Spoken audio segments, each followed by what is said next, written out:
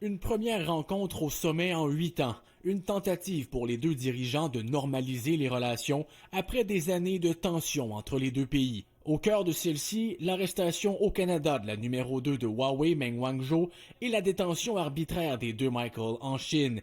La distance n'est pas la façon de résoudre nos problèmes, a dit Mark Carney en début de rencontre. Selon le communiqué de son bureau, les dirigeants ont convenu que leur rencontre marquait un tournant dans les relations bilatérales. Moi, je pense qu'on doit parler d'un recalibrage de la relation. Selon l'ancien ambassadeur Guy Saint-Jacques, cette rencontre d'une trentaine de minutes visait à établir le ton de la nouvelle relation.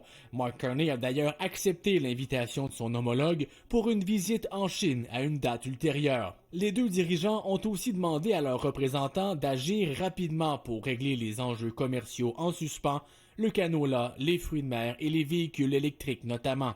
Avec l'incertitude du commerce avec les Américains, le marché chinois devient de plus en plus difficile à contourner. Il n'y a plus beaucoup de partenaires commerciaux qui sentent très bons. Là. Il faut faire avec ceux qui ne sentent pas toujours très bons. D'ailleurs, le président américain a affirmé aujourd'hui à bord d'Air Force One que les négociations commerciales avec le Canada n'étaient pas prêtes d'être relancées.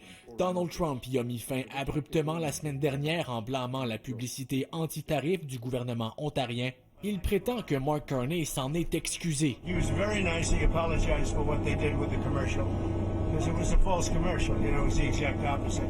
Ronald Reagan loved tariffs.